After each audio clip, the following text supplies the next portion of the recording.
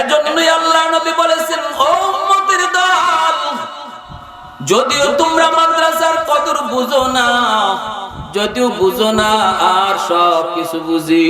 এজন্যই তো শামসুল হক ফরিদপুরি রহমাতুল্লাহি আলাইহি আল্লাহর বহুত বড় বলি, কোরআনের আলেম, আল্লাহর কালামের ধারক বাহক, ঢাকা থেকে বের হয়েছেন, গ্রামে যাবেন গহরডাঙ্গায়। আপনাদেরই সন্তান, এই এলাকারই সন্তান ছিলেন আল্লাহর বহুত বড় বলি সদর সাহেব হুজুর রওনা দিয়েছেন, গহরডাঙ্গায় যাবেন। নৌকায় উঠলেন, তার ঘাটে নৌকায় নামায় দিবে, আরো অনেক প্যাসেঞ্জার নৌকায় উঠলো, ঘাটে ঘাটে লোক নামবে। আল্লাহর ওলিও তিনি নৌকায় উঠলেন, মাঝিও হুজুরকে চিনল, সবাই হুজুরকে চিনল, ঘাটে ঘাটে লোক নেমে গেল। মাঝি কই, হুজুর আমি আপনাকে আপনার ঘাট পর্যন্ত নিয়ে যাব। আল্লাহর ওলিও বললেন, ঠিক আছে বাবা চলো। কিন্তু হঠাৎ করে মাঝি দেখতেছে হুজুর বলেন, না বাবা, ঘাট পর্যন্ত নেওয়া লাগবে না, আমাকে এই জায়গায় নামায় দাও, আমি এখান থেকে বাড়ি যাব। মাঝি কই, হুজুর রাত বাজে 12টা, প্রচন্ড কুয়াশা, কিছুই দেখা যায় না, এত বড় হাওর পাড়ি দিয়া বাড়ি কেমন করে যাবেন? নৌকা আপনার ঘাটে যাবে, আপনি কেন পায়ে হেঁটে যাবেন? আমি তো আপনাকে পৌঁছায় দিব, আমি তো পৌঁছায় দিব। কিন্তু আল্লাহর ওলি কই, না বাবা, তুই এত কিছু বুঝবি না, আমার একটা সমস্যা আছে, আমি এখানেই নামতে হবে, আয় হেঁটে বাড়ি যাব, এই জায়গায় তুমি নামায় দাও।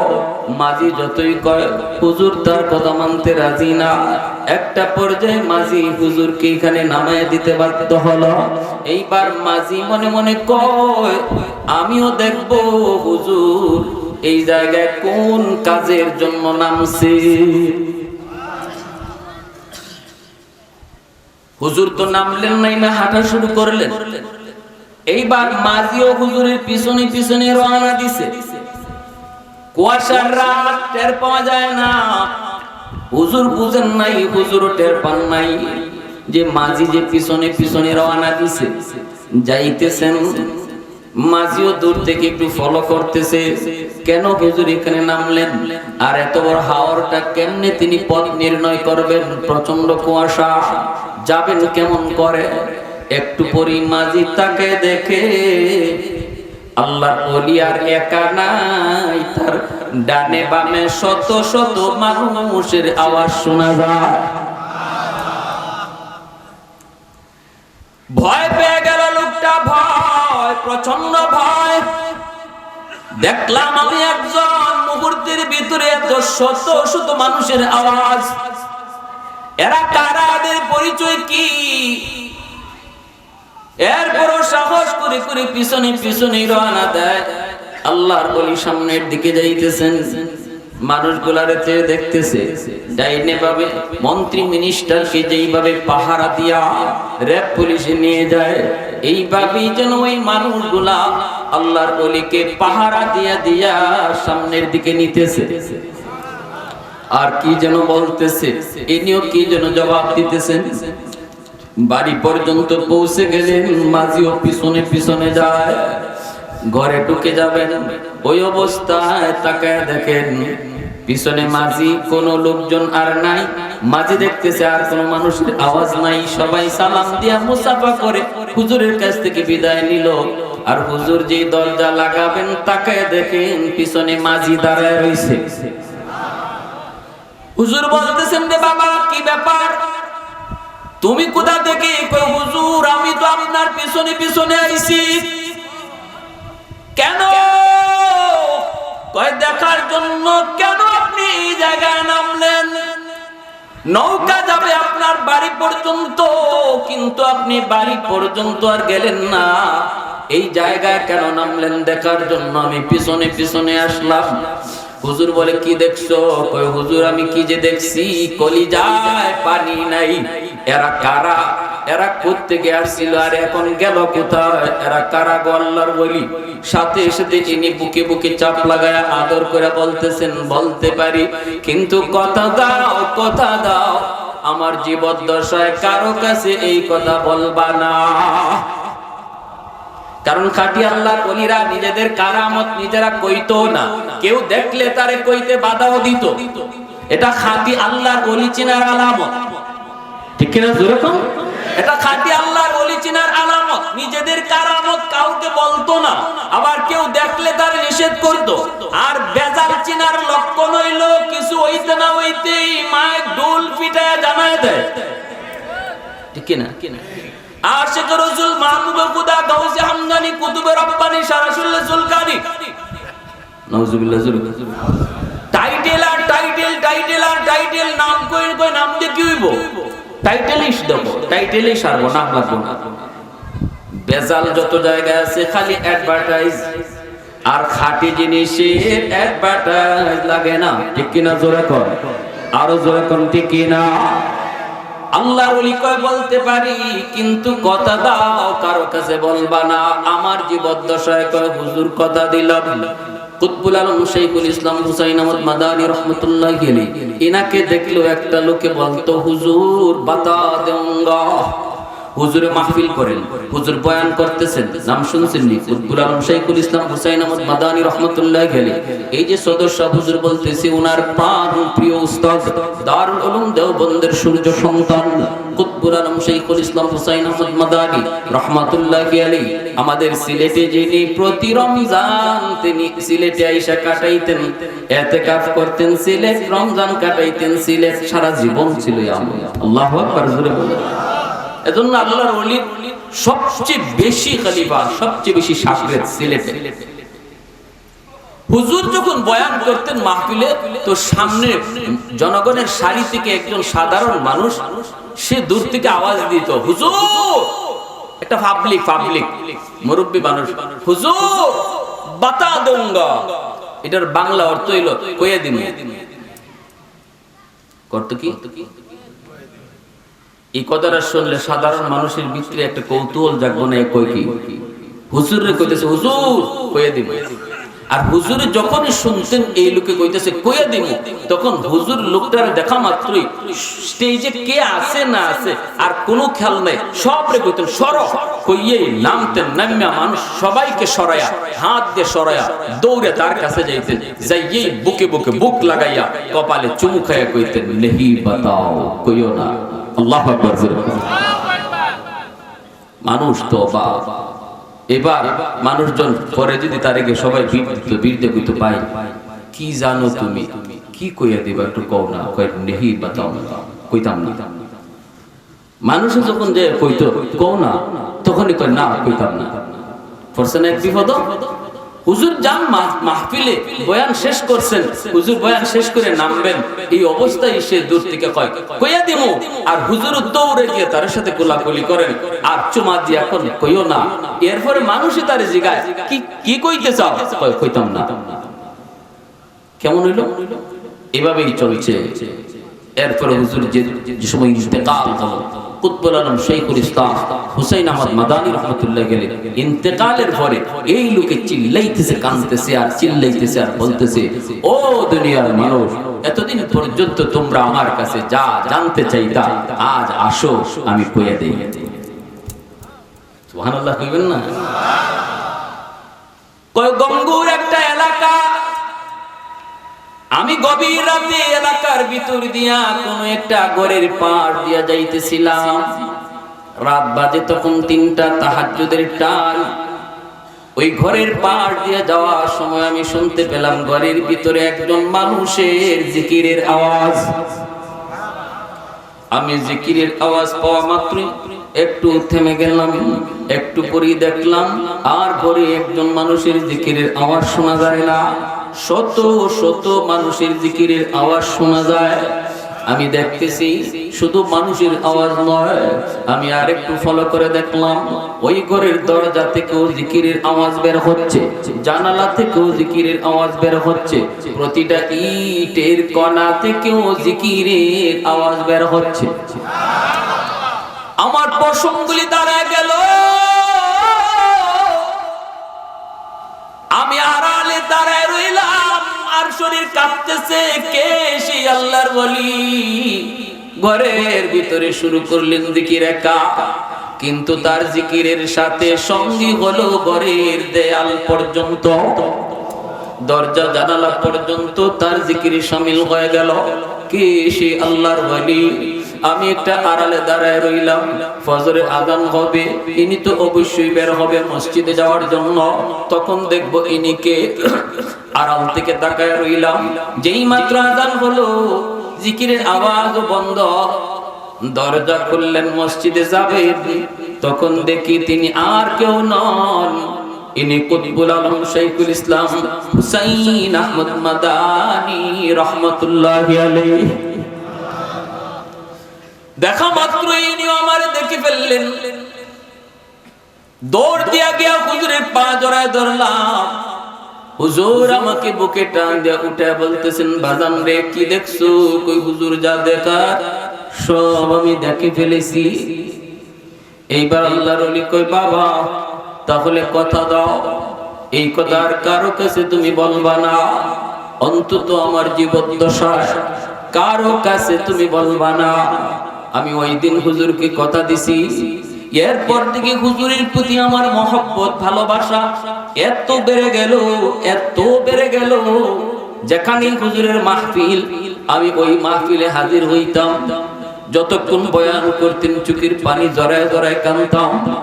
কিন্তু মাহফিলের শেষে একটু মুখ মিলাবো এই সুযোগ ছিল না, কারণ আমি সাধারণ মানুষ, আমাকে তোমরা কেউ পাত্তা দেও না। আমি হুজুরের কাছে কেমন করে যাব? কিন্তু বুক না মিলালে আমার বুকের ভিতরে আগুন নিভবে না। এই অবস্থায় আমি একটা বুদ্ধি বের করেছি, আমি যাব না, হুজুরকে আমি নিয়ে আসব। বুক মিলানোর জন্য আমি যাব না, যেতে পারি না, আমি হুজুরকে নিয়ে আসার ব্যবস্থা করব।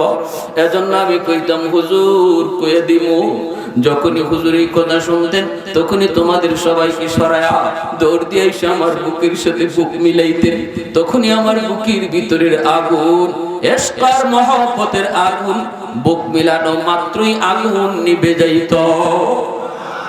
একটু জোরে কও না সুবহানাল্লাহ। मैं तालिब मौला हूँ मेरे इश्क निराला, मैं तालिब मौला हूँ मेरे इश्क निराला, है जुमला जहाँ जिनके तजल्ली से उजाला, है जुमला जहाँ जिनके तजल्ली से उजाला, मादर्द जहाँ गैर खुदा यार नदारम, যদি याद खुदा ही दिगर कार नदार। मोहब्बतेर साथे बोलेन আল্লাহু আকবার। এজন্য এই লোকটা কয়, হুজুর আমি বলবো না, আমি আপনার জীবদ্দশায় বলবো না। তখন হুজুরে বলতেছে, বাবা আমি যখন নৌকায় ছিলাম, ওই অবস্থায় এই এলাকার জিন্নাতের সরদার আমার কানে কানে সালাম দিয়া কয়, হুজুর আমাদের জিন্নাতের ভিতরে একটা সমস্যা চলছে, মারামারি লাগবে, হয়তো খুনাখুনি হয়ে যাবে। আমরা সবাই আপনাকে বিচারক মানছি, আপনি যেই রায় দিবেন আমরা রায়টা মেনে নিব। দয়া করে যদি আপনি এই জায়গায় নামতেন, পায়ে হেঁটে যদি বাড়ি যাইতেন, আমাদের মীমাংসাটাও হয়ে যাইত, আর আমরা জিন্নাতরা পাহারা দিয়া দিয়া আপনাকে বাড়ি পৌঁছাবো। আমার ডানে মাবে যত মানুষের আওয়াজ শুনেছো, যাদেরকে দেখেছো, এরা কেউ মানুষ ছিল না, এরা ছিল এই এলাকার জিন্নাত। আওয়াজ দিয়া কন্যা সুবহানাল্লাহ, আর জোরে সুবহানাল্লাহ। এজন্যই আল্লাহ নবীকে উলামায়ে কেরামকে তোমরা যদি নাও চিনো, আর যত মাখলুক আছে এরা চিনে, ঠিক কিনা? আল্লাহর ওলি কাদের উসিলায় আল্লাহ জমিন টিকায় রাখছে, কাদের উসিলায় আল্লাহ জমিন টিকায় রাখলো, তাদেরকে তোমরা যদি নাও চিনো, আর সবাই কিন্তু চিনে। মুজাদ্দিদ আল ফিসানি রাহমাতুল্লাহি আলাইহি বাদশা আকবর জেলখানায় বন্দী করে ফেললো, বাঘ ছেড়ে দিল জেলখানার ভিতরে। বাঘ রয়্যাল বেঙ্গল টাইগার যায় ওনাকে চাবায় চাবায় খাবে, কলিজা খাবে, রক্ত খাবে। আর বাদশায় দেখবো, বাদশাহ আকবরে দেখবো তাকায় রইছে। বাদশাহ মন্ত্রী পরিষদ লইয়া হঠাৎ করে দেখে আল্লাহর ওলির কাছে বাঘ গেল ঠিকই, কিন্তু যাইয়া বাঘটা মাটি মাটিতে বসে গেল আর জিহ্বাটা বের করে দিল, জিহ্বাটা বের করে দিল। মুজাদ্দিদ আল-ফিসানি রাহমাতুল্লাহি আলাইহি তিনি পাটা বাদশার এই বাঘের মুখের সামনে তুলে ধরলেন, আর বাঘ তার জিহ্বা দিয়া আল্লাহর ওলি, নবীর নায়ক, কোরআনের আলেম, আল্লাহর কালামের ধারাক বাহক, যার সিনাকে আল্লাহ নিজে চয়েস করেছে কোরআনের জন্য, ওই আলেম ওই ওলির পায়ের নিচের ধুলাগুলি পায়ের জিহ্বা দিয়া চাটতেছে। বাপ তার জিহ্বা দিয়া পায়ের নিচের ধুলাগুলা এইভাবে চাটতেছে চাটতেছে। এইবার বাদশা আকবরে কয়, সারা জীবন দেখলাম বাঘ মানুষ দেখলে বড় হিংস্র হয়, কিন্তু আজকে আমি কি দেখলাম, বাঘ তার কাছে সারেন্ডার করলো, যেন বাঘে কইতেছে হুজুর জালেম বাদশা আকবর আপনাকে চিনে নাই, কিন্তু আমি বাঘ আপনাকে চিনে ফেলেছি। আমার নবী কয়, ইন্নাল আলিমা ইস্তাগফিরু লাহু মান ফিল আরদ ওয়া মান ফিস সামা হাত্তাল হিতানু ফি জাওফিল মা। এজন্যই ভাইরা নবী বলতেছেন উলামায়ে কেরামের সম্মান, উলামায়ে কেরামের মর্যাদা, হাফেজে কোরআনের মর্যাদা তোমরা না বুঝলো আর যত মাখলুক আছে ওরা ঠিকই বুঝে, ওরা কিন্তু ঠিকই বুঝে। আজকে হাফেজ সাহেবের মাথা পাগড়ি পরাবে দুনিয়ার মানুষ, পাগড়ি পরাবে তার উস্তাদগণ, কিন্তু একজন হাফেজে কোরআনের মা বাবার মাথায় পাগড়ি পরাবেন হাসরের ময়দানে আল্লাহ নিজের হাতে। মান কারা আল কুরআন ওয়া আমিলা বিমা ফিহি উলবিসা ওয়ালিদাহু তাদান ইয়াউমাল কিয়ামা দাউহু আহসানু মিন দাউইশ শামস। আল্লাহর রাসূল বলেন, শোনো কিয়ামতের ময়দানে আল্লাহ পাক একটা নূরের মুকুট নিয়ে দাঁড়ায় বলবে, কে কোথায় তুমি? নবীর মা বাবা একব আল্লাহ আমি অমুক নবীর আম্মা অমুক নবীর আব্বা। আল্লাহ বলবেন আমি তোমাকে খুঁজি না, তোমাকে খুঁজি না। এইভাবে অনেকেই বল আসবে, আল্লাহ বলবেন তোমাকে খুঁজি না, তোমাকে খুঁজি না। কিন্তু একজন হাফেজে কোরআনের মা, একজন আলেমের বাবা আল্লাহর সামনে এসে যখন কই বললা আমি অমুক হাফেজের মা, আমি অমুক আলেমের বাবা, তখনই আল্লাহ বলবেন আমি তো তোমাকে খুঁজতেছি। আল্লাহ নিজের হাতে তার মাথায় পাগড়ি পরাবেন, সন্তানের মাথায় পাগড়ি পরাবে দুনিয়ার মানুষ, আর বাপ মার মাথায় পাগড়ি পরাবেন আল্লাহ নিজের হাতে। একটু জোরে আওয়াজ দিয়ে কও না সুবহানাল্লাহ। ভাগ্যবান ওই মা, সার্থক ওই বাবার, যেই বাবা সন্তানকে মাদ্রাসায় দিয়া হাফেজ কোরআন বানাইলো, আলেম বানাইলো। কেন আল্লাহ এতটা ইজ্জত দিব বাপ মারে? কারণ সমাজের তালে তালে বাপ মা চলে নাই। সমাজের মানুষ চলছে স্কুল কলেজের দিকে, সমাজ বলছে পোলারে মাদ্রাসায় দিও না, মাদ্রাসায় দিলে পরে কেমনে চলবো, কেমনে খাইব, কেমনে জীবন পালবো, কত কথা মানুষ তারে বলছে। এরপরেও বাপ মা মানুষের কথায় কান দেয় নেই। আমি আল্লাহকে খুশি করার জন্য সমাজ চলছে এই দিকে, বাপ মা চলছে এই দিকে, সমাজ চলছে স্কুল কলেজ ভার্সিটির দিকে, আর বাপ মা চলছে মাদ্রাসার দিকে। 10 জন এই দিকে, একজন এই দিকে।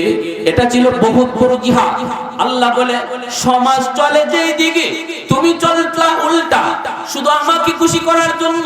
ওই দিনই আমি আল্লাহ তুমি বাবার উপর মার উপর খুশি হয়ে গেছি। আল্লাহু আকবার। তোমার সন্তানের মাথায় যেদিন পাগড়ি দিবে দুনিয়ার মানুষ, আমি আল্লাহ কিয়ামতের ময়দানে তোমরা বাপ মার মাথায় আমি পাগড়ি পরায় দিব। তাহলে বলুন সন্তান মাদ্রাসায় পড়ালে লাভ আছে না নাই? কয়দিনের দুনিয়া ভাই, কয়দিনের যেই সন্তান বাপ মার মাথার পাশে সাকরাতের সময় সূরা ইয়াসিন তিলাওয়াত করব, রাসূল কয় সাথে সাথে আল্লাহ বাপ মার মৃত্যু যন্ত্রণা আল্লাহ মাফ করে দিব। মাথার পাশে বইসা যখন সন্তান ইয়াসিন পড়ে, কবরের পাশে দাঁড়ায় যখন গিয়ে ইয়াসিন পড়ে, আল্লাহ পাক কবরের আযাব মাফ করে দেয়, কবরের আযাব মাফ করে দেয়। সন্তান থাকবে, আলেম হবে, আলেম বানাবে। আমি বাবা কবরে, আমি মা কবরে, সন্তানের উসিলায় আল্লাহ একটা নেক কাজ, একটা সওয়াব আমার কবরে আল্লাহ জারি রাখবে। এই সন্তানই হবে আমার জীবনের সবচেয়ে বড় সদকায়ে জারিয়া। ঠিক কি না ভাই? সবচেয়ে বড় সদকায়ে জারিয়া। সন্তানের দ্বারা টাকা কামাই করে রুজি করে খাইবেন, এই চিন্তাটা মাথা থেকে বাদ দিয়া দেন। বহু বাপ মা এমন চিন্তা কইরা কিছুই পায় নাই, শুধু নিয়ত করেন আল্লাহ সন্তান দিছো, নেক্সট সন্তান দিও, আল্লাহ সন্তান যেন আমার আখিরাতের পুঁজি হয়, আল্লাহ আমার সন্তান যেন আমার আখিরাতের পুঁজি হয়, এইভাবে চলেও। আজ যেই বাপ মা শিশুকালে সন্তানকে দিন শিখায় নেই, এই সন্তান বড় হইয়া বাপ মার কবরের পাশ দিয়া গান গায়া যায়, একটু দিলে লাগে না। আর যদি সন্তান পেলে কোরআন শিখাও, কবরটা দেখলেই দূর থেকে ইয়াসিন পড়া শুরু করে দিবে, দূর থেকে সূরা ফাতিহা পড়া শুরু করে দিবে, কবরটা দেখলেই তার দিলের ভিতরে লাগবে।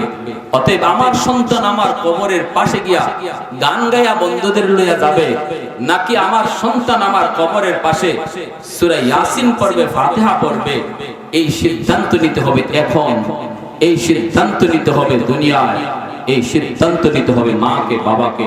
যদি দিন শিখাই সন্তান আমার ফাতিহা পড়বে, দোয়া করবে, আর যদি দিন না শিখাই সন্তান চলে যাবে কবরের পাশ দিয়া, দিলে ব্যথা লাগবে না? আমার ভাইয়েরা এখন বলুন, আমরা মা হিসেবে বাবা হিসেবে দায়িত্ব কি?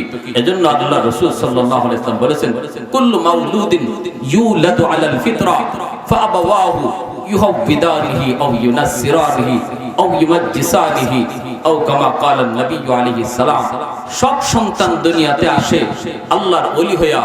মঈনুদ্দিন চিশতি আব্দুল কাদের জিলানী যেমন আল্লাহর ওলি, সব সন্তান এরকম ওলি আল্লাহ হইয়া দুনিয়া আসে। এরপরে বাপ মার ভুলের কারণে সন্তান বেলাইনে বেফতে যায়। বাপ মার সিদ্ধান্ত যদি সঠিক হয়, সন্তান আব্দুল কাদের জিলানী হইয়া যেমন আইছে দুনিয়ায়, কবরেও যাইব জিলানী হইয়া। সুবহানাল্লাহ। সন্তান দুনিয়া আইছে যেমন মঈনুদ্দিন চিশতি হইয়া, বাপ মার সিদ্ধান্ত যদি সঠিক হয়, কবরেও যাবে মঈনুদ্দিন চিশতি হইয়া। আর যদি এর থেকে ভিন্ন পথে যায়, তাহলে রাসূল বলেন এর জন্য সবার আগে বাপ মা দায়ী। কারণ বাপ মা তাকে সঠিক, তার জীবনের সঠিক সিদ্ধান্ত নিতে পারে নাই। তারে যেখানে পড়ানোর কথা বাপ মা ভুল করেছে, রং করেছে, আল্লাহর আদালতে ধরা। এজন্য আমার ভাইয়েরা সিদ্ধান্ত, সঠিক সিদ্ধান্ত নিতে হবে। বলুন, একজন আলেমের বাপ মা হওয়ার ইচ্ছা অথবা হাফেজে কোরআনের দাদা দাদি হওয়ার ইচ্ছা কার কার অন্তরে আছে? একটু আল্লাহর হাতটা উঠাইয়া দিল থেকে দেখেন, আল্লাহ তুমি কবুল করো। জোরে কোন আমিন, আরো জোরে কোন আমিন। ওয়া আখির দাওয়ানা আনিল হামদুলিল্লাহি রাব্বিল আলামিন। আল্লাহুম্মা সাল্লি আলা মুহাম্মদ ওয়া আলা আলি মুহাম্মদ কামা সাল্লাইতা আলা ইব্রাহিম ওয়া আলা আলি ইব্রাহিম ইন্নাকা হামিদুম মাজিদ। কিছু বলবেন? ও হুজুর আছেন, হুজুর আসতেছেন। এ ভাই উঠেন কেন ভাই? একটা রাতি তো প্রধান অতিথি আসতেছেন, বহুত বড় হুজুর, বহুত বড় আল্লাহ ওয়ালা। তাবারুক আছে আপনাদের, তাবারুক নিয়ে যাবেন, হুজুরের সাথে আখিরি মোনাজাত করে দিবেন।